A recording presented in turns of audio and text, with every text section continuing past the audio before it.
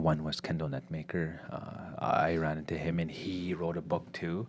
And Wob Canoe is another guy that I ran into, and I sat down and they coached me through it. And sure enough, they're like, "Man, you listen." I was like, "Yeah, because I'm in the military, and if I'm told something." So, anyways, I wrote everything fast, my rough draft fast, and I sent my stuff off to publishers. But in my mind, I just knew that this book needed to be written. And in ceremony is what guided me as well. I asked them for help. I said, "This is what I want to do. This is what I want to help." And now, since I shared that with you guys, what they told me, they said, a lot of young people, a lot of people are going to read this book. Hey, I'm Les. And I'm Ree. This is Not That Kind of Book Club, a bookish podcast where we read it so you don't have to.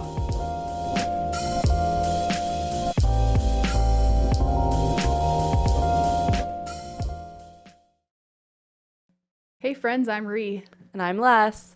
And we are very excited to have our first male author in the studio today. We're on a different set today too. So, Indigenous police officer, a soldier, of course, a father, husband, author, traditional knowledge and language keeper from Iskocēs, right? First Nation on Treaty 4. Iskocēs, yeah. Iskocēs. There we go. First Nation. Yeah. John Langan, welcome to the studio. Welcome to the podcast. Thank you for having me, Tansi, on Ninja Gogin, John Langan.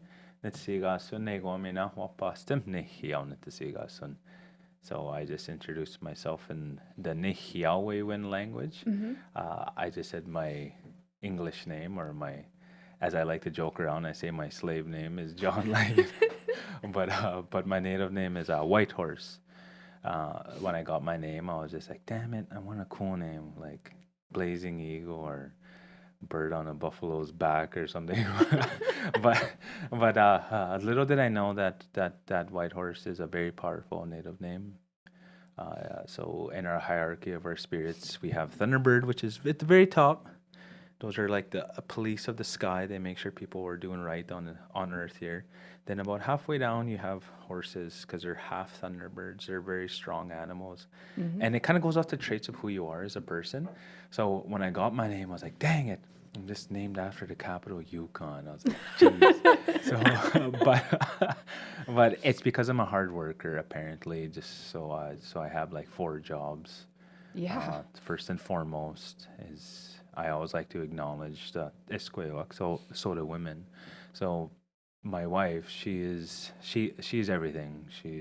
She makes sure that I was up this morning. She made sure that I knows where I'm going, and she's a very smart and beautiful lady. Mm-hmm. And she just finished her master's in Indigenous social work.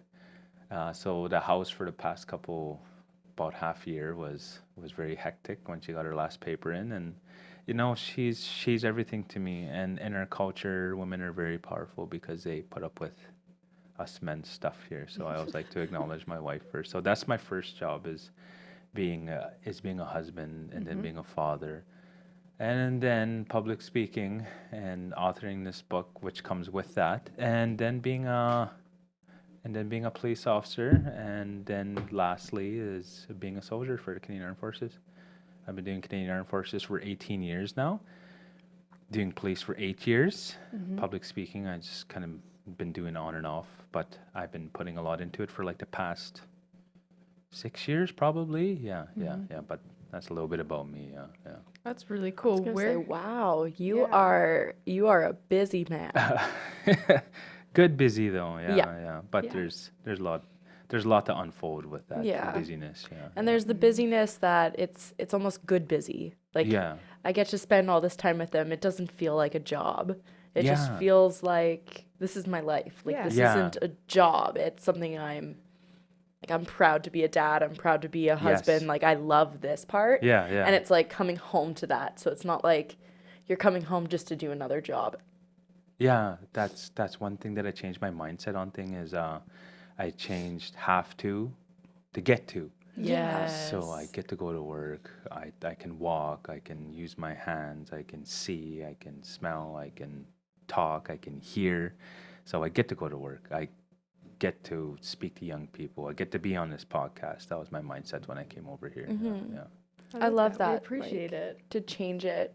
Just words, yeah. Just Yeah, change some words. it's just shift things, right? Where it's like, I want to, or I will, or like I have to, but no, I get to. Yeah. That's actually feeding a little bit into your background now with psychology. Oh, yeah. I mean, I just like changing your mindset. I think that's the best way to do it. Yeah. And it's sometimes really hard, but with practice, like it just comes. I don't know. We don't always acknowledge how lucky we are. Yes. To be healthy, to have a home, to have our space, our job, our people. And we are very privileged to be able to have all that because not everybody does. Yeah, that's very true. So just yesterday when I just handed out a ticket yesterday, and this person, like just really nice person. But after I was done, I wasn't having a good day because I was going through jet lag, just getting back from Japan. But after that, how I changed my mindset if I start having a bad day, because I have bad days as well. Like I'm not perfect. You're human. But then I'll start being grateful. So I'll be like, I'm grateful I have a home. I'm grateful that my children are healthy. I'm grateful that my wife is smart and beautiful and happy. So then after that, it starts to change my mindset, and I'm just like, okay, I'll take a deep breath and be like, life's good. I have a lot to be grateful for. Yeah. I like that when you talk about your wife, the first thing you say is she's smart. Oh, yeah. She's and then followed up with she's beautiful. Yes, exactly. You can't forget that either. Yeah, no, she's very smart. She's very beautiful. And she, like, her hair goes down to, like, the small of her back. And now that I'm growing my hair out now, I, like, strive to be where she is with her hair, because she gets so much compliments on her hair. It takes a long time. Oh, yeah. It takes a long time. And she teaches me a lot of things, because, for instance, she's like, are you brushing your hair when it's wet? I'm like, yeah. No.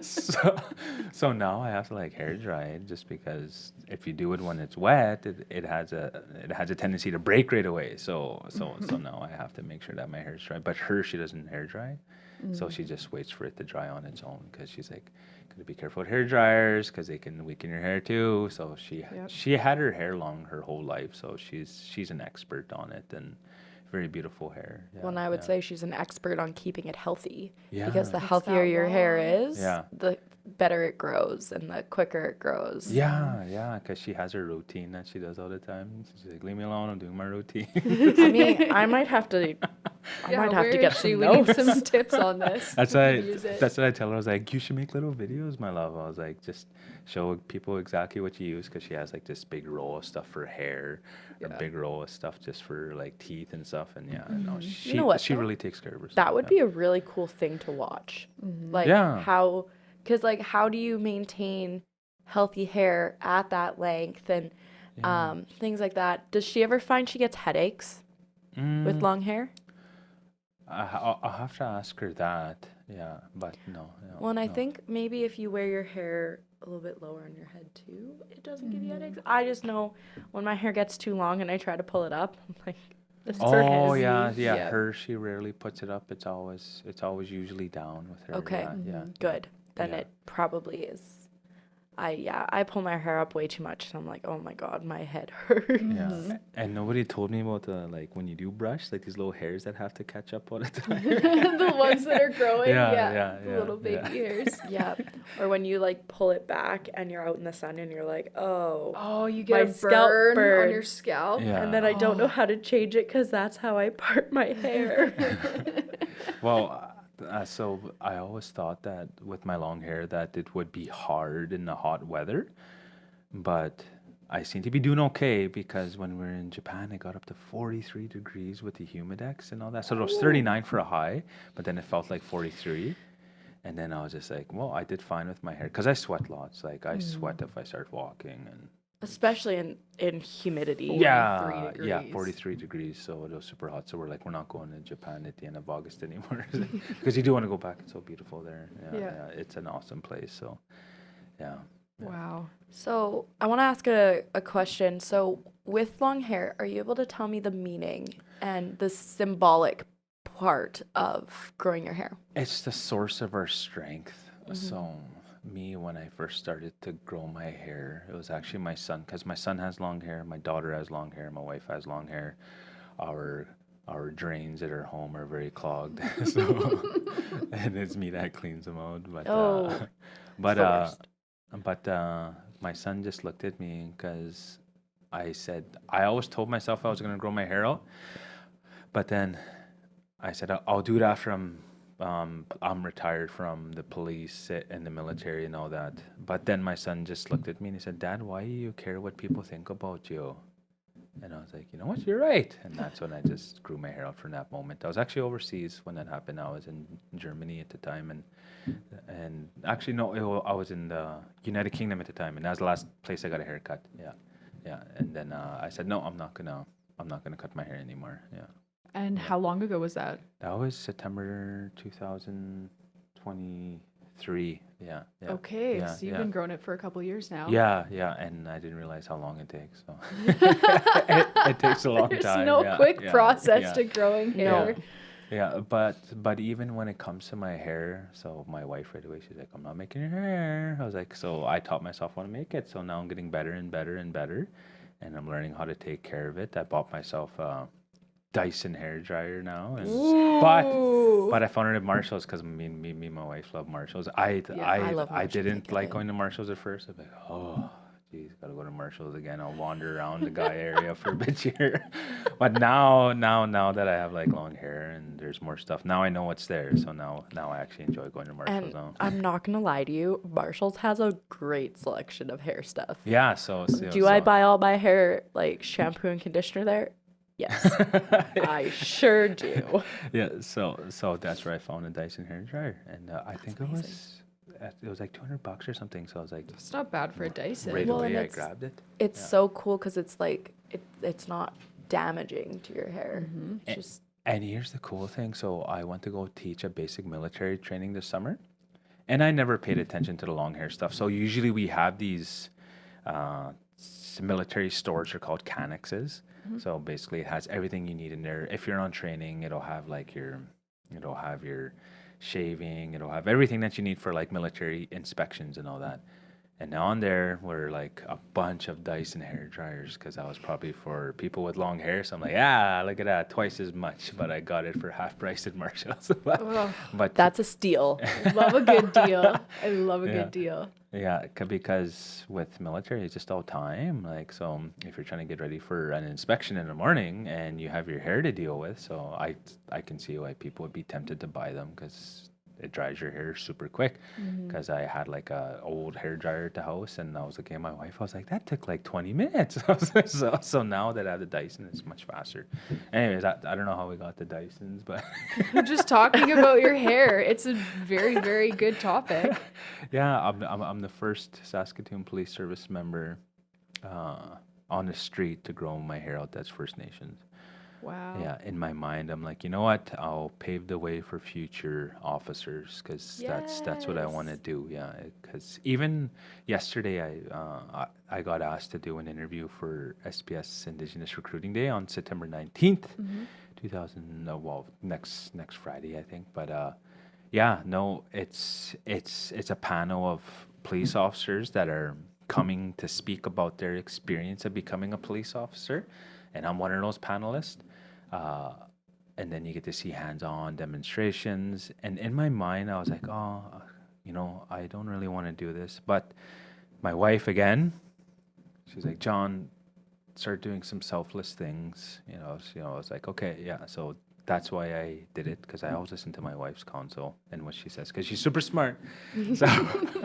So right away I said, yeah, I'll do it. And just did a quick interview and promoting it because I want to pave the way for future Indigenous police officers.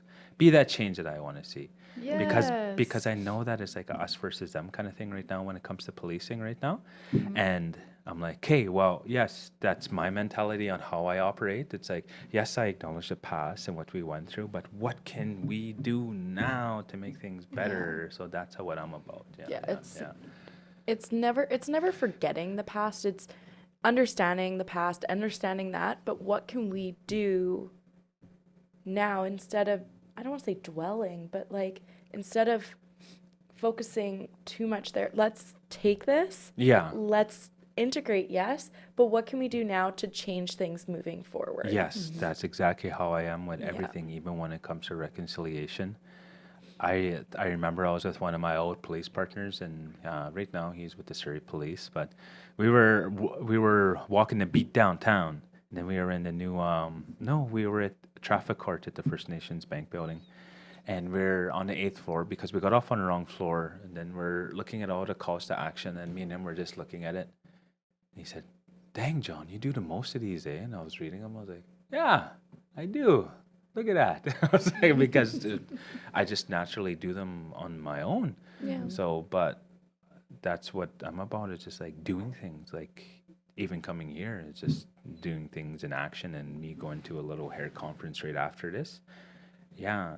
So to skirt around back to that question, yeah, it's a source of my strength, and I'm creating a foundation of who I am now in order to help people in the future as well. So, yeah. Well, and I think too, like coming from someone, I don't have any background in our traditional lands or anything. I am as European as they come. There's no First Nation, anything like that for me. Yeah. However, just because that is the case, that doesn't mean it's not vitally important to understand and be able to recognize. Yeah. And I'll be the first to admit, I'm still learning. I am learning so much, and reading books like this, kind of expanding my knowledge of things. I really appreciate other people's stories because I'm learning through somebody else's words. Yeah. Right? And I might not have the same relation back, or sometimes I'm not 100% sure how to say things properly, or like what terminology is preferred, but I'm learning so much just from looking at what has happened and how I can even become more aware, and how I can respect and do my part as well with truth and reconciliation. Yeah. Like that's a huge thing, is like being an ally too. Yeah. Because for a long time we just been so quiet and to ourselves, and that's what you see right now. So I was very, very, very careful on how I worded the book, because, and for listeners, you have to be aware, there's like, we hid our ceremonies in our culture for so long because they were banned. And when I spoke about women before, this adds to it as well, because there are women back in the day, they had so many parts in our ceremonies. They sat in very important spots, because in our ways, a woman is held right next to the Creator because they have that ability to give life. That's how high women are held. So it's all this lack of understanding of our culture, that what we see right now, and people who don't even know their own culture right now. So that's why I wrote that book too. So when I was talking about with women here, it's them who protected our ceremonies. Back in the day, we weren't allowed to leave our reserves. We had to get permission to go sell a chicken. We had to go get permission to go into town, to go to the store, to go buy a bag of flour. So the Indian agents would come to the door and do like a curfew check, and they'd be like, "Hey, where's your husband? Where's your son?" They were out in the bush doing ceremony, and it was the women who stood there and poked them in the chest because they weren't afraid. They'd be like, "No, you guys get out of here. They're in there sleeping right now, or else they're out there working right now, doing as you told them to learn how to farm." So now you have that mindset where we're starting to come out of the woodwork, but you still have that old school mindset where some are so deeply hidden in the bush. And then there's some that are, when you go into the communities, it's right out in front. For instance, Big River First Nation, when you go there, all their Sundance, all their ceremonies when you go into the reserve are right there. You go to some other reserves and you got to follow like secret little messages in order to go find those ceremonies. Wow. Or else you have to know a person who knows how to guide you there. Yeah, Because it's that mindset where it's just like, if I get caught doing this, I could risk being charged or going to jail. So now we're in that mindset where we're just starting to break free. So now that's why I wrote that book, where I was just like, okay, well, right now there's a big gap to where people don't know who they are, because you need a language, you need a culture, and you need a spirituality for an identity of who you are. So you have that, and that's what we see on the streets right now. People who are just lost, and now you see people who don't know how to love or receive love or give love, because all of these and residential schools of what happened at those schools. Me, I have a little banner that I wear on my police stuff, so it shows the LGBTQ two-spirited, and it has all the colors. And it has like on the orange, on the O, it has a medicine wheel. But I wear it every day of the year, and you know, and it breaks down a lot of barriers when people see it. You know, they'll be like, "Oh, that's awesome," and I'm like, "Yeah." Our two-spirited people in our culture are very powerful because they have both the male and the female spirit, and they can go so much further spiritually. So when I talk to people, and I was like, and for residential schools, I said my brother went to one of the last ones in La Brette in 1995. The last one closed in 1996. And I lost him, I said, to crystal meth. And then I lost my dad to IV drug use. He went to residential school. Then I lost my real father to suicide, and him also was residential school as well, and day school for my mother. So it's just a long generation of people who don't know how to love. That's the simplest way that I can put it whenever I explain it to people, because my dad, and I explained it in a book, and I rarely read that book because it was like therapy for me, because I poured so much of my heart into it. So my dad, so I lost him, but he said, "My boy," he said, "I don't know how to love, but I'm going to try my best." He said, "But when you have children in the future, hug them, kiss them." Hug them, kiss them on the lips, like, because I didn't get shown that, and his parents didn't get shown that, and it's just the intergenerational cycles of residential school, and that's what people don't see. So me, I'm like a first generation survivor, I guess. So in the book, I just thought of this last week. There's one author in there that says it's a one family member's commitment to breaking cycles, basically. And I was just like, and I didn't think anything of it when I first read it. I was just like, okay, good. I finally got an author's, whatever, she read through it, and everything's good. But now I finally thought about it, and I was like, and yeah, it's one family member's commitment to truth. And I was just like, man, that is true. I am trying to break a cycle here. Yeah, because there's so many more stories since I wrote the book that I'm going through right now, where I'm just like, now I see it. And it's because I listen to my daughter too, because she's very protective of me too. Yeah. So she's very smart, man. Like, she's very smart as well. So both my kids are in air cadets now, and super smart. Wow. Yeah. And now my daughter's just like that. Tries to get those perfect marks and all that, but I said, don't go hard on yourself. I said, just as long as you try your best. But she's like a perfectionist when it comes to like her grades. So, but she's like a female version of me. Yeah, she's just very committed. And my son too, he's very committed. He's very independent. Yeah, both my kids are awesome. If my son's not the First Nations Prime Minister, and so if Wap Canoe doesn't make it, it's going to be my son. I guarantee you, just the way he is. He's not even afraid to speak in front of police officers. He's a very well spoken young man. Yeah. Well, you heard it here first. Our new Prime Minister, Xavier Langan. Yeah. Xavier. Yeah. Very cool. Well, kind of circling back to a little bit of what you talked about, one of my I don't want to say necessarily favorite, but the part that I really connected with in your book was when you did talk about ceremony, because as somebody who has no Indigenous background at all, it's something I've never been invited to. You don't really read about it anywhere and don't have many conversations about it. So for you to put that in your book was incredible. And I think you started the chapter off by saying it doesn't matter what your, religious background is, but just say a prayer for whatever that is for you before you delve into reading more about this. Yeah. And I just thought that was such a beautiful thing to do, to sit and take a moment for whatever your higher power spirituality is, to invite that in, to keep yourself and everything that you're writing about, which is so sacred, safe. Yeah. It's absolutely incredible that you did that. And so interesting to read about, because I haven't experienced pretty much any type of ceremonies in this aspect. So it was phenomenal to read through. So thank you for doing that and opening my eyes and just sharing, because to have that insight to your cultural ceremony was beautiful. Thank you. No, one thing I believe in is at Tsimawina, which is like stories, and I'm sure I'm preaching to the choir here, but when it comes to like words and mouth and even audio books and how you guys read books and stuff, and whenever I speak, I always tell people, I said, right now I'm gonna paint you a picture in your mind.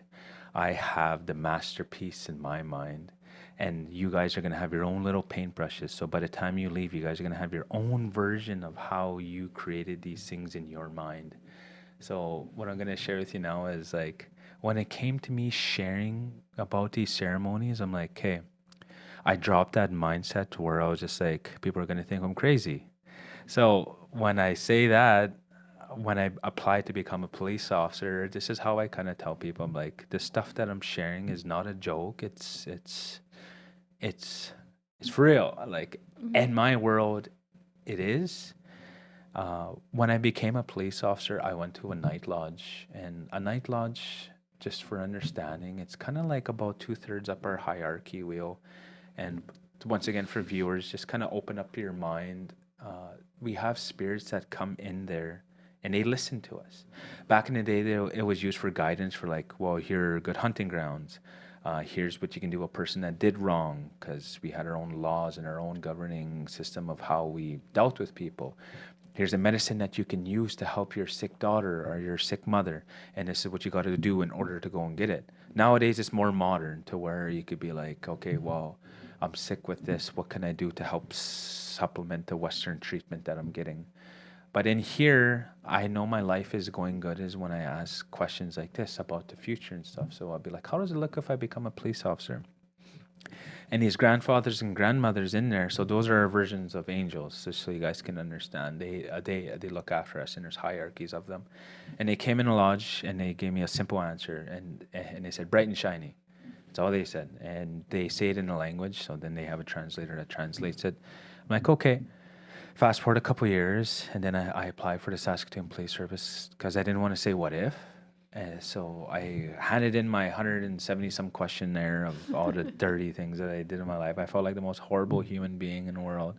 And I handed it in. And then after that, you have to go do the polygraph. And I went to go get ready for the polygraph. And I was talking to this guy for like, and I can't share too much of what was shared on the polygraph. But there was one moment. Oh, I have to rewind a week. So I go back into a sweat lodge, and again I ask, I was like, hey, you guys, I have my polygraph coming up. They stop me right away, because sometimes they scold, but in a good way, kind of like in a grandfather kind of way. Like, grandchild, we told you already, we would be there to help you already. Why do you doubt? And I sat there, and I was just like, yeah, that's true. And they said, don't worry, we will be there, you will see us. And then once I sat there, I was in a polygraph machine, whatever, and then whatever I had a bunch of things hooked up to me, and then I had my arms down and whatever, and they were asking me all these weird questions and whatever. I was telling the truth, whatever. But then all of a sudden, I looked underneath his chair, and like kind of like if I was looking underneath your guys' chair, and I'm sharing a big thing right now, but I can see spiritual energies. I guess they kind of look like stars. But this one was like a blue star, and it would just like grow bright and go small again. And I'm just like, and then all of a sudden, and then he said, what are you looking at? And I was like, oh, dang it, I'm on a not lie detector machine, but I'm on a polygraph machine. I said, well, and I shared the same story with him, and he's like, and I'm like, in my mind, I'm like, that's it. I'm not a police officer. He's going to think I'm nuts. I'm done. Interesting. That was his response. And interesting, because obviously he was watching his little machine. So probably what he saw was the truth. I don't know. Yep. But then after that, I was like, my heart was just like, well, it wasn't beating fast. It was like this weird, calm solace where I was just like, okay. All right, well, if you want me to be a police officer, this is a defining moment. And I was in there for like 2.5 hours. Some people I know have been there for like 5 hours, 6 hours. God. Yeah. Wow. So I was That in. long? Yes. Wow. Yeah. And then when I left, I was, so how do you think you did? I was like, I think I did good. Yeah. And he's like, congratulations, you passed your polygraph. Yeah. And then I walked back to the armories because I was still working with a contract with the military. And sure enough, I got the next phone call for the next portion. So by the time I walked from 25th and Ottawa to like 4 blocks north to the armories, I had a phone call again for the next phase of my interview. So it took like 3.5 months for me to get into policing, and sometimes it takes a long time. But the service now that I know the recruiters know that, they're like, you were like a unicorn, John. Like, because you had a university degree, you're First Nations, you didn't like. So I respect drinking. I don't say that I don't drink. I respect it because I know the power of it. It is not meant for our people. And when I say our people, I mean for Indigenous people, it is not meant for our people. I used to half step it and say, no, this is just my little thing. No, that's what when I go to schools now, I put my foot down and be like, drinking is not meant for our people. It is not. It does not jive well with our enzymes. It's not our culture. It has nothing to do with our culture. I said, if you can imagine going to, what's that yearly thing they have in Saskatoon here where they showcase all the cultures? And they Folk Fest. Folk Fest. So, Yeah. so that's the story that I share. I say, can you imagine coming down to the Friendship Center for the First Nations Pavilion, and we have shots of whiskey when you come in to see our pavilion? It does not jive with our culture. It does not at all. I said, it has done nothing but destroy our people. So there's some schools I can tell that are like way far ahead, some reserve schools and some that aren't. This one that I remember, I went to Kakawistahau. When I said that and I put my foot down, everybody just started cheering, just like cheering. And there's somewhere just kind of push off and all that, but that I can tell like things are gonna change for the good.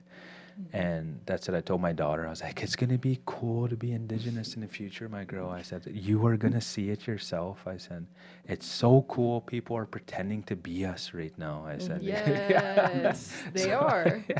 So my daughter, she's like, yeah, it's true, Dad, because she goes to Centennial, but she tells me about all these things that happen at her school, like when people are dancing powwow, when people are sharing their smudging, and she's like, people are just in awe when it happens. I said, that's good. That means things are changing. This is what the people thought, like our old people that signed treaty back in the day. And so for us, Treaty 6 territory, August 23rd, 1876, they signed Treaty 6 in Fort Carlton and Fort Pitt. But this is what our old people saw back then. They foresaw these young people now. They saw this generation that they're going to be respected and protected. And it was going to take a lot of generations for it to happen, but that's what they foresaw now. Yeah. Wow. Wow. Yeah. I know the first time, well, not the first time I've experienced smudging, because I've been around, I've seen it, I've been there, and it is very powerful. Yeah. And I know when my mom, we first moved into her new house, and we just had this feeling that like something was off. Oh, like yeah, we just yeah. needed Yeah. like a cleanse. We needed something. And my mom's best friend came and she smudged our home. Yeah. And it was such a powerful moment in the sense that like it's not just someone burning essence and scents. No, it's truly, I don't even know how to explain it. Yeah. Right? Like it. Yeah. Yeah. The best way that I can explain it is through another story. This is a brand new one. It's a new one. So this happened like June, end of June. I was in Canadian Forces Base Wainwright, and there's this hotel that they keep us in, and it's called the Yukon Lodge. And for military members, they're probably gonna be like, whoa. So it's like a transitional. It's basically a hotel. It's like a Super 8 is the best way I can explain it. This is where I was housed because I was an instructor for a basic military training. So that's where the instructor stayed. And with hotels, my grandmother, so my Ekuka Margaret, who's in the book, she said, always be wary of hotels because you don't know the energy of what happened in there. You don't know what happened in there. Anyways, so the first week that I was there, something just kept looking at me when I was sleeping, and I was just like, it's kind of like when you can tell somebody's looking at you and you feel like a pair of eyes on you. Mm-hmm. Anyways, I'm getting more and more conditioned to things bugging me, whatever. I'm just like, whatever, I'll pray, but then this thing just was adamant. It just wanted to get my attention. Then I would wake up to use the washroom, whatever, and then I would lay back down. But then it would jump on top of me and start talking to me. And then I'd be like, geez, Kay. Then I would pray the way I was taught. So I just say, Creator, Mother Earth, I said, one of your children is lost. I need you to come help them and take them right now. I'm in not a position to help them. I get back up and I go use the washroom. But then this time I was spiritually dreaming. So I was dreaming, but I went to go into the room. But I was exactly in the exact same room that I was in. But then I was looking in the mirror, and then this thing was on my back, and it was just like a male. It was like a man, and he was just on my back, and he was grabbing my face. And then I would walk back, and I felt him on me, and then I saw myself sleeping. Then I got back into myself, and this thing was still on me, and I was just like, "Hey, get out of here!" And then finally, I go to the Sergeant Major of the base, who's also First Nations. He's from Mistawassa's First Nation. And I'm like, man, I just can't shake this thing because I was comfortable talking to him. Mm-hmm. He's like, oh, bro. He's like, that's Heartbreak Hotel, man. So he was just like, that's where people unfortunately hurt themselves. And when people go through a divorce and stuff, that's where they transitionally house and all that. So more than likely who you're dealing with is, because they said they go to a lot of suicides at that hotel. So after that, I was like, hey, I want to smudge my room. But then right away, I go to the front desk. But now I have a little bit more rank on my chest now. I'm a lieutenant now. I just recently commissioned, and I go speak to the front desk, and I'm like, hey, I want to smudge my room. No, we don't allow that. And I was like, yes, you do. I said, I'm the 3-Div Indigenous advisor. Yes, you do. I already spoke to the Sergeant Major. You guys just got to turn off the smoke alarms. Really? I was like, yeah. But then after that, sure enough, yeah. Okay, come back at 3:00, and then I smudged, and then I phoned my elder, and he said, do this. So I can't teach that because it has to do with my pipe. Of course. Yeah. And then I did what he told me. Sure enough, just nice, good feeling when I went to bed. And after that, for the next 2 months, I was heard it was good. Yeah. Sometimes people just need that helping hand to be guided on where to go. Yeah. Mm-hmm. So that's what my cookum said. She said, it's going to be so pitiful, John. She said, because there's going to be so very few people that know how to do what you're doing. So she said, make sure you teach people. So that's why her teachings are in there too as well. Mm-hmm. So that's why she said, something needs to be done. And even now, why I wrote that book, there's a video on YouTube, and she was a very well-known public speaker back in the day. And she had a video on Saskatchewan Indigenous Cultural Center, and it's just outside of Saskatoon and Grasswoods. But on there, on that video, she spoke, something needs to be done about her language, her culture, and her spirituality. Not tomorrow, not next week, not next month, not next year, now. And that's when I decided to write the book. I looked over at my wife and I said, I'm going to write a book. And she's like, I know you, John. Once you put your mind to something, you're going to do it. I'm like, yeah. So we're going up to Thanksgiving in Big River, and as soon as we came back, boom, opened up a Hilroy book, those little 32 pages. Yeah. And then I just wrote down all my chapters. I had about 40 chapters, and then I just wrote down what I was going to talk about them. Then after that, I opened up the computer, just kept typing, because I had about a month off of policing an army, and I just kept going, and I didn't stop. It took about 3 weeks and 5 days to write. Yeah. Well, and it just pours out of you, right? Yeah. Once you start, it's like that's that therapeutic part of the writing process, right? It just comes. Yeah, and there's times even when I did the audiobook, I had to pay for it, and they're like, because I forgot how much it was. It was like $300 some bucks on an hour or something.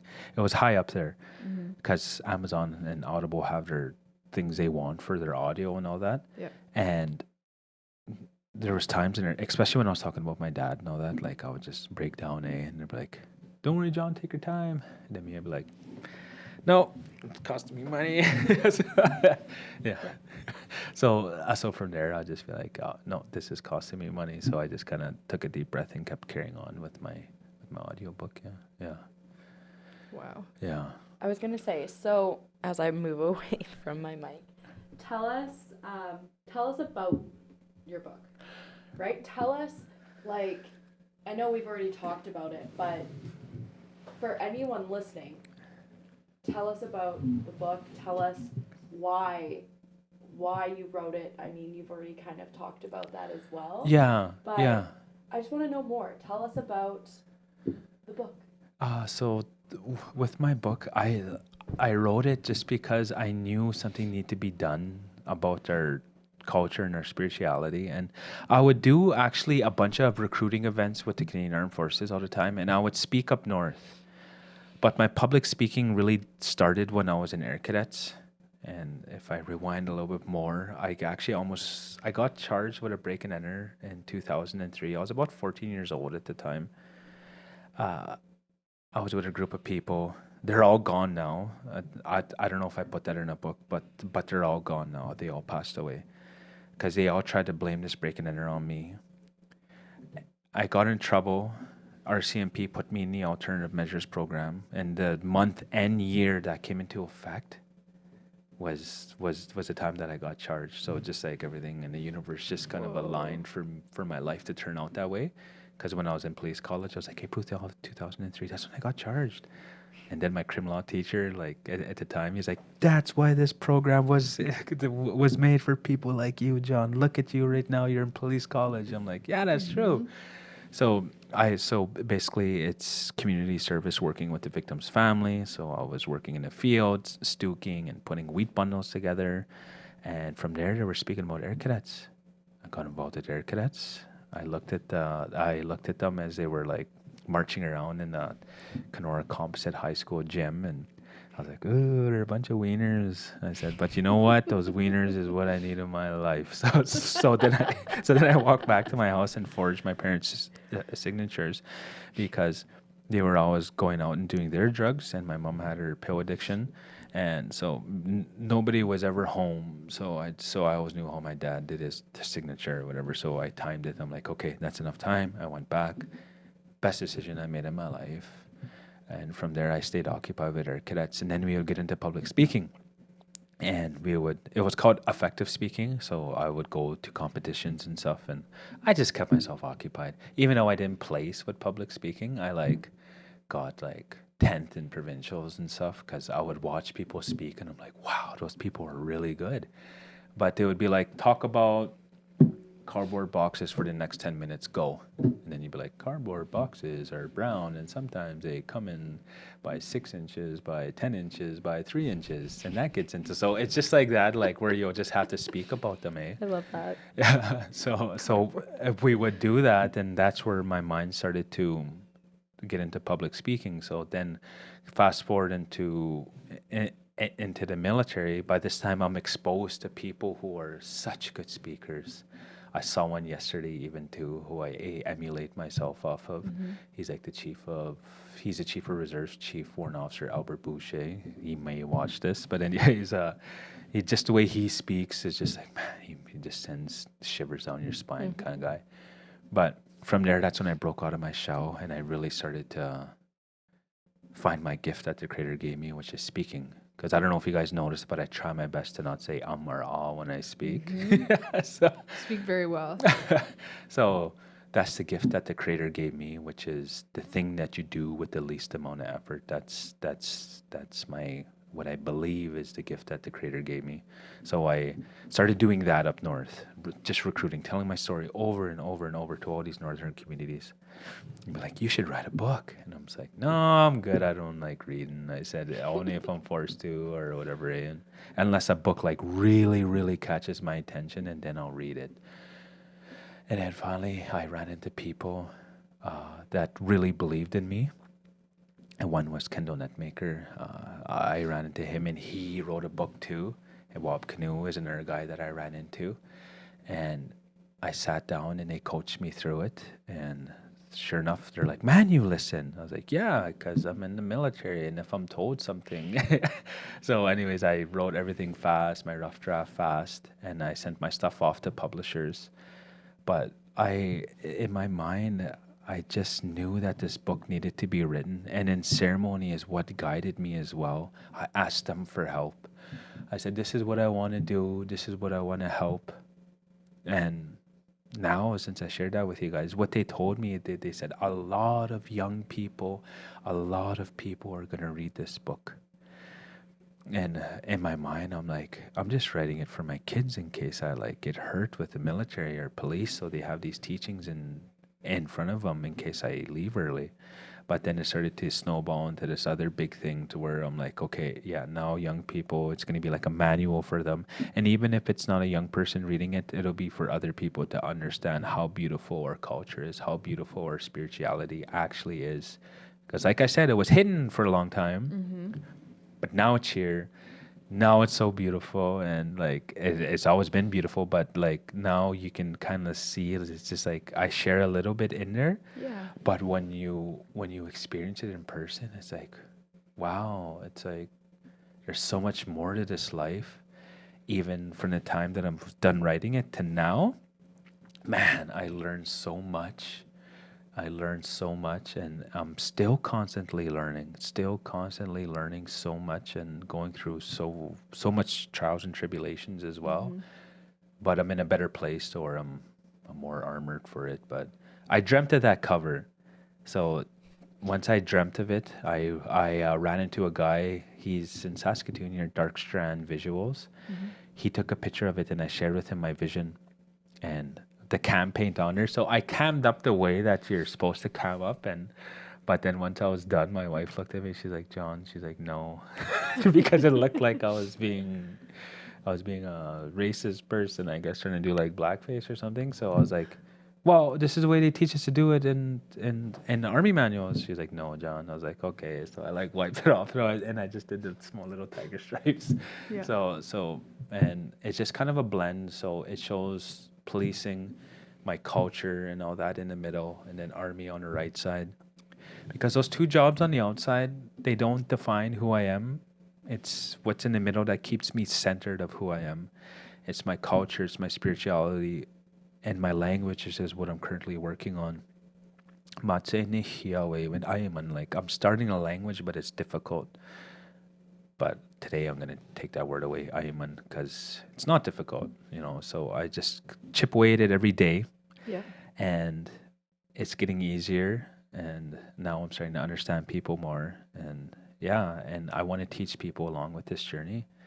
And I dreamt of that. And even with the name of it, it's named after my son, Iskocēs, which means so the culture's in the language, which I'm sure my multi-language people, that is huge. English is its own little breed of language. I had to tear my mind away from English in order to learn Cree language, because there was this one guy that came, he's like a polyglot. He knows over like 100 different types of languages, and he can learn them quickly. He actually came up here and he said, man, what a hard language to learn. He said, like he was trying his best. He said, Navajo and the Cree language are hard ones, he said. So he said, just keep immersing yourself in the culture. So that's where I learn the most, is when I go to ceremony. I have books, but then once I hear it in ceremony, that's when I really start to learn. Yeah, that's when I really learn. But Iskocēs, just that one word, it means in English, if you're to translate it, it means like a little fire or a little spark, kind of like chick, chick. Tipiskak means like the dark or the night. Iskocēs, even if you delve into it more, when a baby's inside of a belly, they have that little soft spot on top of their head there. And with that soft spot, that's where a breath of life is put into them from Hamamutahim, from the Creator. So when that air of life is put into that baby, that's when they start to live. I don't know. It's just so crazy. Just that one word, it's just like has so much to it. Yeah, and then you just say Iskocēs. Yeah. So my boy did get named in the belly which was it's very rare for that to happen. Usually they get named after after they're outside and brought into the world. But my son got named in the belly, and usually that means you're gonna have like a more spiritually sensitive life. Okay. Yeah. So my son, man, he's really gifted. Yeah, yeah. And I could easily be like, oh, my boy, it's all in your mind. No, like I really listen to him and the things he's sensitive to and all that. Then my daughter's is Iskocēs Tipiskak, which is a girl who sings. So she was named when she was young too. So they said she's gonna sing in a lot of ceremonies when she's older. And we didn't see it for a long time, and we were like, maybe they're wrong. But all of a sudden, she's in choir, and now she's singing now, and she's in band, and she loves band now. So now they're both learning my ceremonial songs, and yeah. Oh, very cool. Yeah. I was gonna say, it feels like at first you're like, I don't know how this fits, but they grow into into what that meaning was. Yeah, and even with my daughter's umbilical cord, me and my wife put it by an anthill because they're hard workers. So that's why we did that. So my daughter, man, she's so occupied and wants to work hard, wants to travel now, and wants to go all over the world too. Yeah.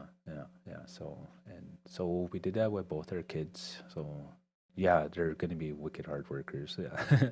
That's amazing. Well, they have wicked parents that are going to instill that in them and keep traditions. Yeah. And you know what? When you say breaking that, see, I keep saying now, and I'm like, Alessia, John doesn't say You have to stop. People don't know the power of a pause. Yes. Yeah. So it's whenever you're speaking, it's like it creates a lot of more suspense. It's kind of like in a book. I was like that. So it's like ... in a book. Yeah. Like ellipses. Yeah. Whoa, I'm gonna have to like really think of it. Yeah. But what I was saying is, it's a true representation of breaking that generational cycle or traumatic backstory. I don't know how to word things. I apologize. No. But that generational trauma and cycle, even just listening to you talk, you are one of those people who you're breaking it as an individual yourself, coming from your parents and family with residential schools and those kind of impacts of how they kind of, I don't want to say fell to it, but those impacts of that residential school are they're everlasting. Like, they are there. Yeah. And I feel just listening to you talking about losing a parent to suicide or pills or IV drugs, you really are breaking that cycle, right? And putting your foot down and saying, no, like, alcohol is not, it is not for us. Yeah. Right? Yeah. So I think realistically, when you look at it, you are one massive step there where you are breaking that cycle. Yeah, that's one thing that I think about, and I owe one psychology class for all of this. And I heard that you were involved with psychology, so I took infants and children. It's like a level 200 class at U of S. It was an elective, and I took it, and I found out how a child develops. Yeah. And this is when my daughter was born, and that's when I really learned a lot. And I brought that back to my wife, and I'm like, man, children can learn anything. We can start teaching them math right now if we want to. So from there, that's when it clicked with me, because my dad, when he used to teach me those things like how to love and to push myself forward, that he said, the Creator gave you a mind to think, my boy. He said, be smart when it comes to these things. You're gonna see a lot of stuff in the future where it's not gonna make sense to you, and that's okay. You do whatever you need to do in order to make it through this world. So I always take his teachings that he said to me. Even back then, I'd be like, whatever, I was this little teenager, but now I really paid attention, and my long-term memory is like super good. And even the old mayor of Saskatoon, Charlie, he was just like, how do you remember so long ago? I was like, I have this theory that trauma kind of unlocked all these things. I said, so I think my earliest memory, and I even go back earlier, was probably like 3.5, 4. Yeah, because one of my very first memories was Ace of Base. I saw the sign, and it wasn't like it had anything to do with anything. It's just I just remember looking down a vent, and I remember looking at all the little things, and then I remember listening to that song. I saw the sign, and I was just like, and that's when my memory started. But that was when my father was gone, like when I lost him. And that was another memory that came back, was when I was looking at him in his casket, and I was just like, is he sleeping? Is he sleeping? So, and I didn't know what death was yet. So from there, my mom said, just to help me, she's like, yeah, he's sleeping, John, for a long time. But that's when that lady, who I didn't get to know, that avid public speaker that I was talking about before, she spoke up at my father's funeral and said, what are these young boys going to do without a father? So that really stuck with my mom, and that's why my mom was actively looking for a dad for us. And I remember all these random men coming to our house and I know it's like a weird story for everybody at home, but and here's another story that I didn't share in my book that I come to realize now, because I like to read now. Now I like to read. So there's this other book that I read. It's called The Body Keeps Score, which I'm sure people know about. Yeah. So that one, I went up north to Black Lake, and I went to a healing conference up there. And I knew that I had to share something new. So I shared something new, and this is more trauma stuff that I went through, but people always laugh when it comes to this story. So me, I'm afraid of Cookie Monster and Big Bird, and it's okay to smile when you hear that, eh? And then usually people will laugh because that'll catch their attention. But then I was like, then my breathing starts to get weird. Now I'm getting it under control. But what I've come to realize is the body does keep score, because what happened to me at that time was one of the men that my mother brought home did something to me. And what was playing when it was happening was Sesame Street. So, sorry. So when I shared that story, I said, so now we need to get past that stigma of things that happen. So that reserve, what it needed was, there was a lot of taboo around children being touched and all that. So from there, I opened up about things that I went through, but acknowledging it of what I went through. And I said, I didn't, it's like nothing like super bad happened with that one, but I was being touched up, and it unlocked it. But it took a lot to get there. If I could put it in a book at the time, I would, but it took a lot of meditating and like, why is this happening? Because I used to wake up in the middle of the night, like choking, gasping for air, like to the point where I thought I was going to die. And my daughter, my son, my wife would all gather around me and like, they would, John, it's okay. And then I went to my doctor and I was like, what's going on? I said, it feels like I'm going to die. And even with the military, like it would happen maybe once or twice a year. And this one time it happened in the military, and I was laying on my back and we're sleeping in a bush. Then all of a sudden I woke up like that again too, just like couldn't breathe, couldn't catch my breath for like a good minute and like 10 seconds. And then my buddy would be like, you okay, John? You okay, John? And I'm like, and like I'll just gasp and wake people up. It's kind of like I was like a zombie, like on The Walking Dead. So people were terrified when it happened.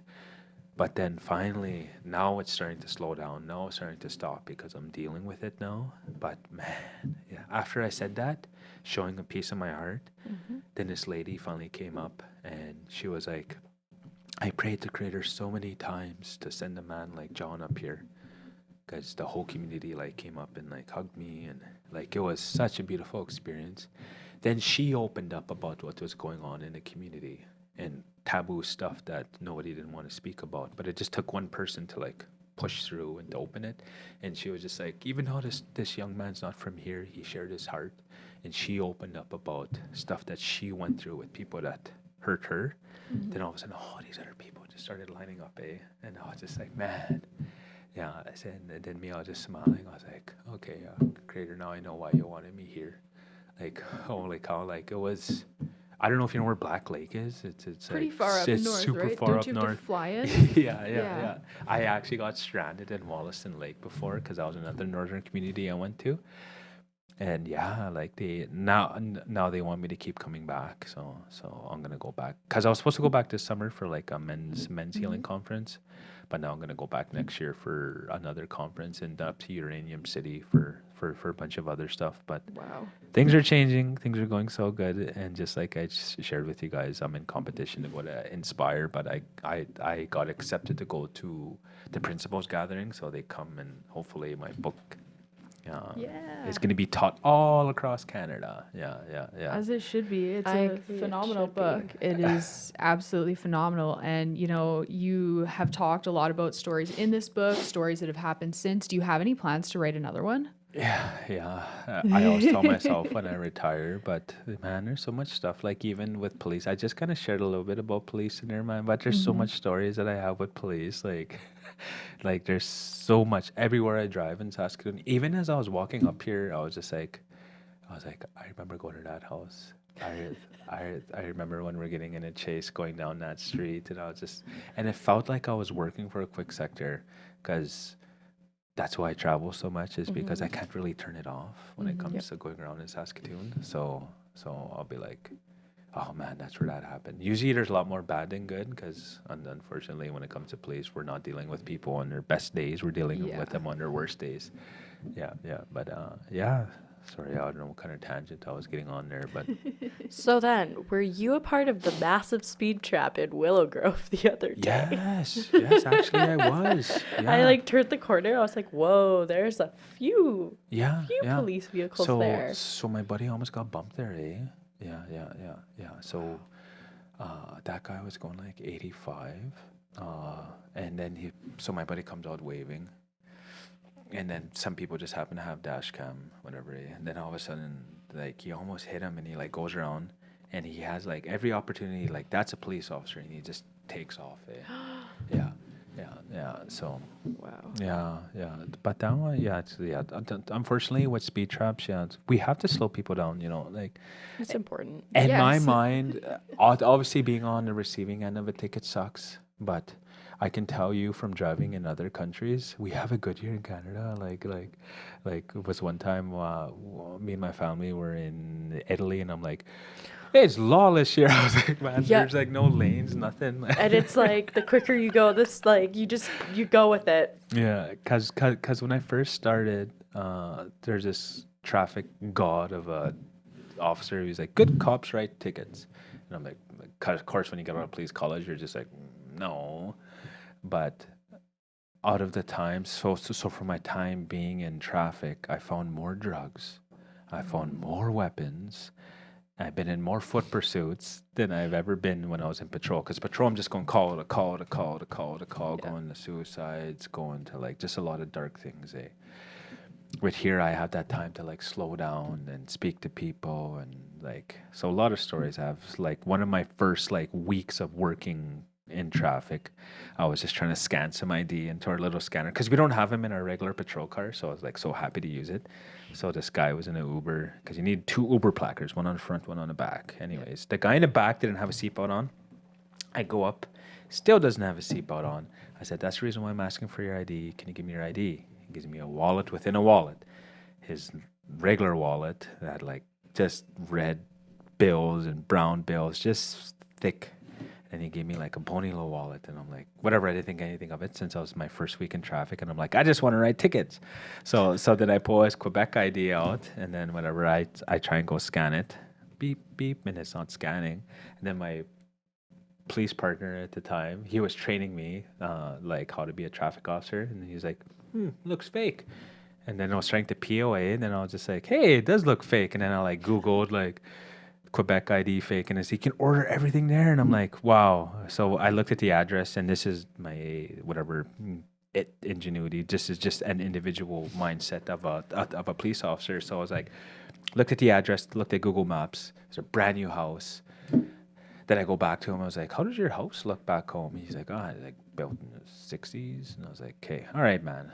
Like, don't BS me. Like, what's your real name? Yes, and he's just, what it says on there. I was like, all right, man, step out the vehicle.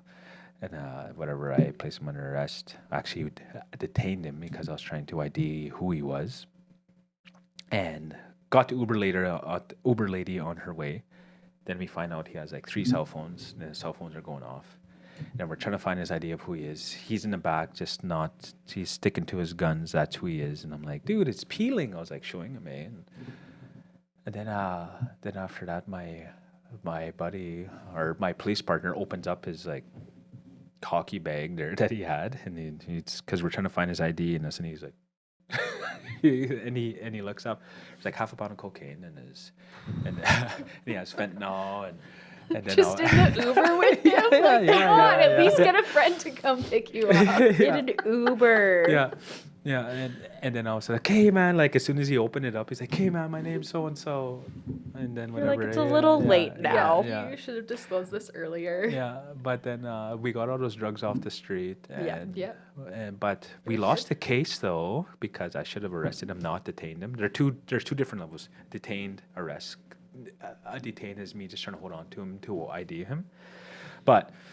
Since I couldn't ID him, since I couldn't release him without finding out who he is, so if he just gave me his regular ID, I would have just gave him a seatbelt ticket. That's it. Then he would have been on his way. He would have had all of his cocaine and all that, but he decided to just lie. But after that, we went to court, and he had like this super nice lawyer, just super cut and dry, like didn't grill me or anything. He's like, "Hey, officer, have a good day."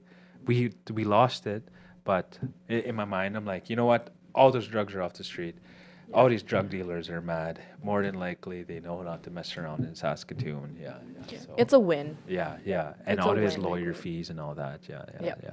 So that's one of my many stories that I have as a police officer, and many stories of Army and going over and helping the Ukraine mission and the changes that I made, and there's more coming, and I want to deploy next year to Op Armana. I will deploy next year to Op Armana. I'll go to Iraq, Jordan, or Lebanon. There's a bunch of other places we're operating all over the world. So in traffic, I have all that opportunity because you get a lot of time off, and it helps me do military. So it worked out just right. Because my old police partner that went to Surrey Police. So I didn't want to go into traffic, but he did. So then, you know what? I'll be a good partner and I'll follow him. I said, as long as you guys keep us as partners, I'll come into traffic. And he like guided me into traffic. And then all of a sudden, right at the last month, boom, he's gone. And I was like, here, you're in traffic. See ya. I'm going to Surrey. Yeah. So now he's gone. But little did I know it worked out so awesome. Yeah. It sounds it. Yeah. And I write tickets. If people are mad at me, I go to bed at the end of the day and be like, you know what? I slowed people down because people don't know. Like once you start going like 10 over, it gets dangerous-ish. 15, 20 over, that's when I start to write tickets. Yeah. So that's what I tell people. I said, usually I'll give warnings like 10 to 16 over, but once you start getting 20 over, that's just dumb. I said, like we see the aftermath of what you guys don't see. Yeah. I once saw a kid with the seatbelt, like in an infant seat with the seatbelt around the neck, not tucked beneath like how every good parent should read it. And it was tucked around his neck, and then that kid happened to like wrap around his neck too. And I look in the back, and this was just like a few days ago. I was like, yeah, and you have to put your seatbelt on your child, right? I was like, yeah, a child is such precious cargo.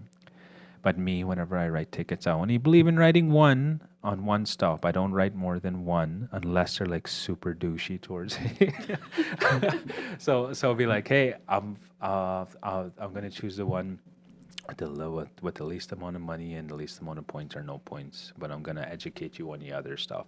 And they're super appreciative of it. So I try to be respectful.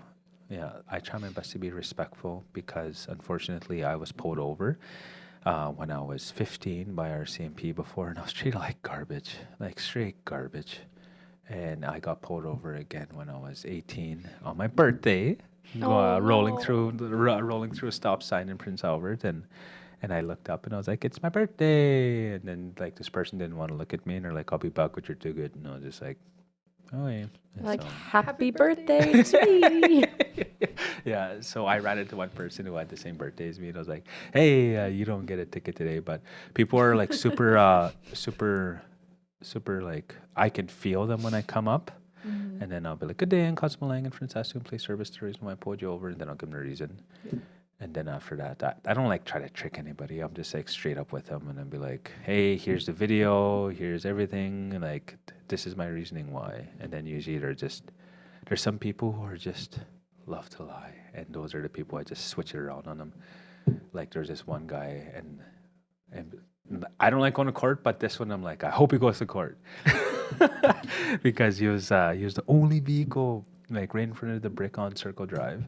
And he was going 96 kilometers an hour. And and it's 50 there. And it's 50 there, but I don't mind when people go like 60, 65 there, whatever. Like I'll pull them over and I'll warn them. But this guy, I was just like, you have a kid in the back. And his wife's just like, oh my God. And he's like, nope, it wasn't me. And like, okay, come back and look at my instrument. I was like, you look at you 96, and then it'll show my speed. It'll show like 49 in green, whatever. Mm-hmm. Then all of a sudden you'd be like, nope, wasn't me. See you in court. And I'm like, okay, can I show you the video? Just because I don't want to waste the court's time, and nor do I want to get like paid overtime to where the city's paying me overtime just to go to court. Okay. And then it just shows his vehicle, loan vehicle, and he's like, nope, not me. See you in court. And I was like, all right, see you in court, man. I was like, I tried to show you everything that I could. Yeah. But it's just like that. I don't know. But I'm very proud to say about when I first, about 85% of my tickets are thank yous. Because I try not to be dink about it. I try to be respectful. I try to communicate because I don't know. Maybe this might be the first time that this might be a person's interaction with police. Mm-hmm. Oh, yeah. And it could set the stage for the rest of their life. Because that's how it was with me. Like after I dealt with the RCMP when I was 15, it was driving without my license. Like I didn't have them on me physically. And then all of a sudden I was just like, I had a sour taste in my mouth. And like I do not like that. I did not like the way I was treated. So that's how I am with this. I come up very respectful, but as soon as they're like mean to me, I'll switch it around. Like there's only a handful of times that I can think about when I had to switch it around on a person. For instance, this one lady like blew through Taylor Street West, going through like the guard, Meridian Guard. Oh no! And she flew with her dog like almost onto the path, and that played on the radio as I was serving a guy a ticket. And then all of a sudden I was like, okay. And then I explained the ticket. And then all of a sudden he was like, no, explain this to me. And I'm just like, did you not just hear that on the radio? I have to get going. No, explain these to me. And I was like, all right, I'll be back with your 2 other tickets. So because I warned him on the other 2, but he was just being douchey. So then I served him the other wiener. 2. Yeah, he was being a wiener. Yeah. So then after that, I went to the lady. She was okay. She actually blew right through Taylor Street West. So if you ever go to Taylor Street West and you see like a new little pole for those 10 guards or whatever, that was the accident I went to, and I thought she was going to be like gone. I like looked in there and I was like trying to smell for alcohol, and I was like, ma'am, are you okay? And I was like, because at the same time I'm trying to see if she's impaired, but she wasn't. Yeah. But at the same time I was like, that guy had no empathy for any other people whatsoever. So yeah.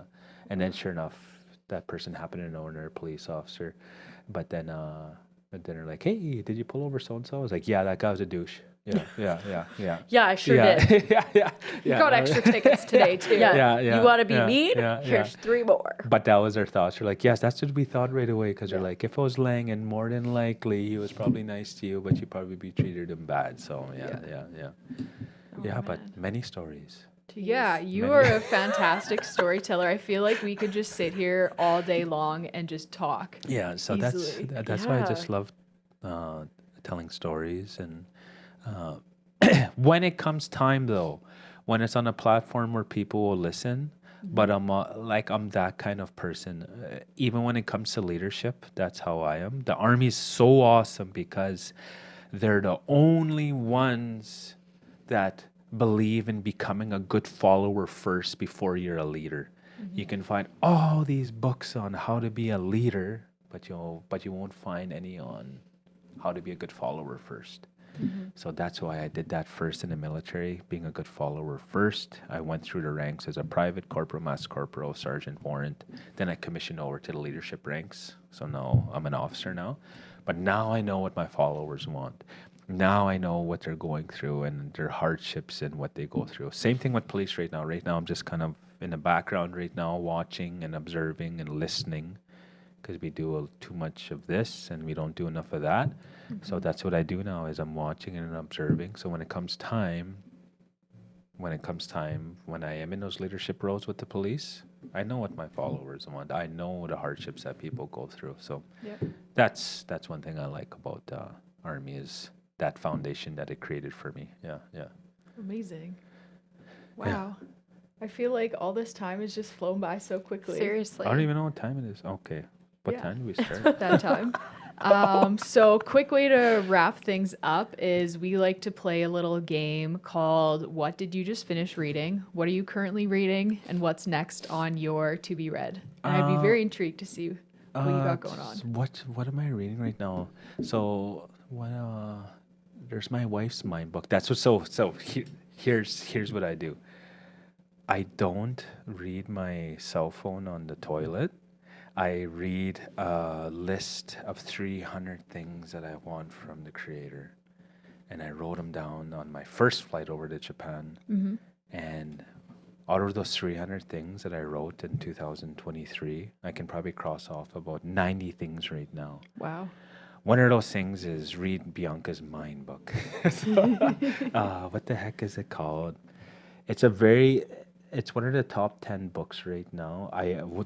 What I do is I have the 300 list and I have that book there as well. Then I'll just open it.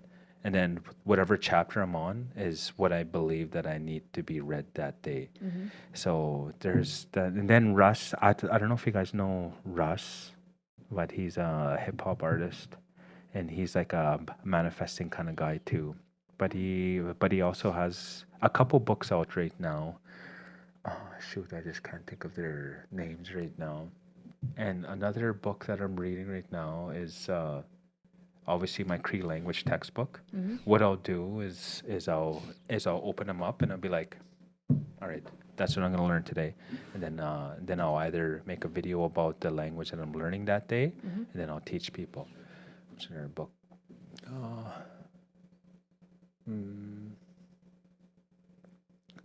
And I was laughing on the way here because you guys were talking about buying books, or with your other guests here, buying books just to have them as like trophies. So so I do have a whole bookshelf here, and one of my speaking coaches just gave me like probably 100+ books, and he's like, I was like, how am I supposed to read all of these? He's like, just grab one and think about, this is what the creator wants me to learn today, so I'll grab one. And the majority of all my books are like all public speaking right now. Oh yeah.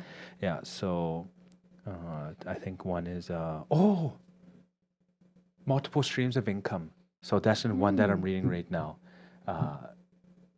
Basically, I always have like plans A, B, C, D, E, F, G. So I have police. So that's my main thing. If that fails and I lose my job somehow, then I have Army. If I don't have Army, then I can fall back on my public speaking. If I don't have public speaking, then I can fall back on my $93,000 university bachelor's that I got. So I worked it out how much my couple of those.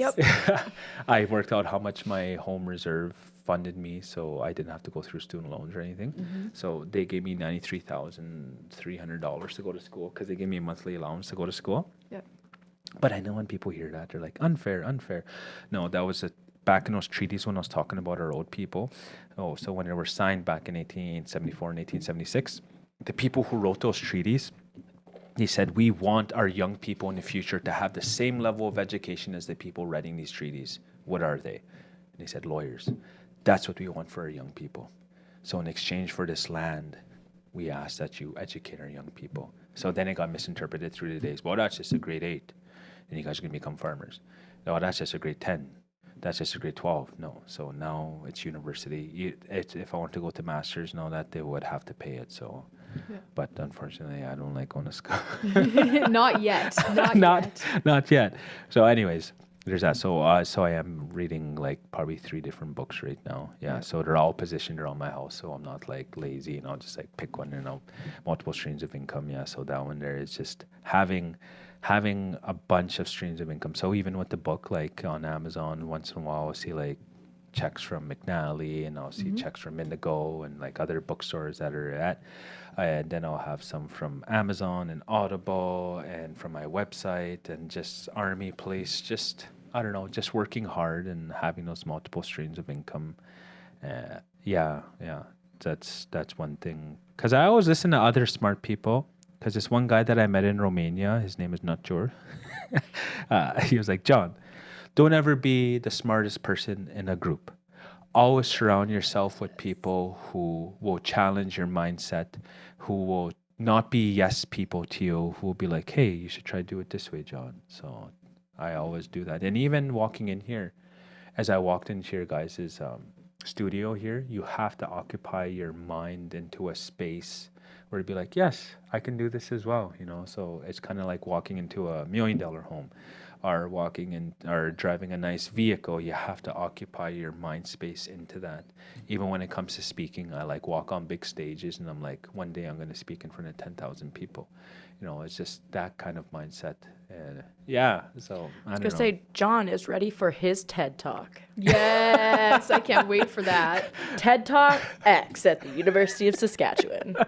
Yeah, so I remember talking to this one guy for the Air Force, but it's so in our branch of Air Force, we have our Space Force. So it's like called the Barker College in Winnipeg. And I did this big speech, whatever. But then all of a sudden he's like, I want to work for you. And I'm like, work for me? He's like, yeah. So he's like, one day, he's like, you are going to do a TED Talk.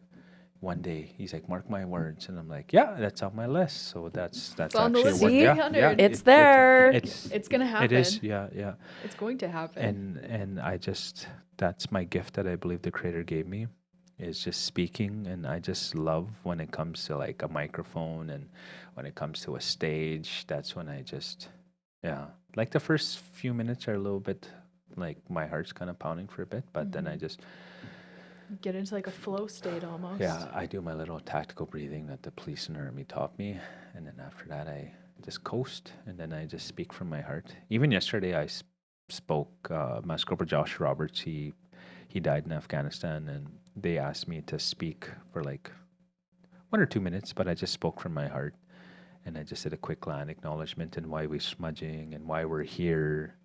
Yeah, and then after that, people are like, wow, like they just loved it because I just speak from my heart whenever it comes to speaking. And I just love speaking. Yes, clearly in the best way. But any more thoughts, questions? I feel like I have to rein it in because Yes. I have so many questions. We're going to have you back for a part 2. After your next book, we're going to have you back. Yeah, so now I'm almost sold out of my first 3,000 personal copies that I have. And on Amazon, and I have to rally the numbers there. But man, like just thank you to everybody who's read the book. And I only thought like maybe 100 or so people would read it, but man, like it goes back to what was told to me in the ceremony, and it's even more. It's gonna be even more. So next April, hopefully, I make it on to that Inspire. It's a national youth conference and all that. So the people who organize it are like pushing me. They're like, you need to apply for this, and like this is coming from other people who want to see you succeed. And I'm like, okay, I will. Yeah. So now I'm in competition for that, but amazing. I have a brand new video.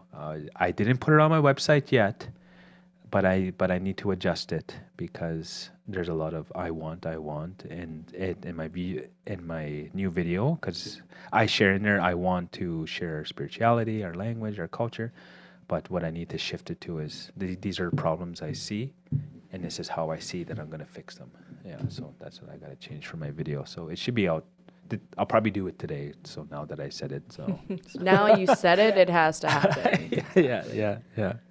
Amazing. Yeah. Well, thank you so much for coming on the podcast today, sharing about your book, sharing about your culture, about ceremony, about policing, about military. I feel like we covered so many amazing topics today. It was fantastic to have you on, John. Yeah, well, thank you very much. And thank you guys for reaching that hand out. So even on my list, I said, get on to 3 podcasts. So so I have 2 more to go here. So there we go. Amazing. Well, just to echo, it was amazing to have you here. Oh, thank you very much. All right. So, Ree? I'm Ree. I'm Les. And thanks for being here. We love you guys. Chat soon. Bye.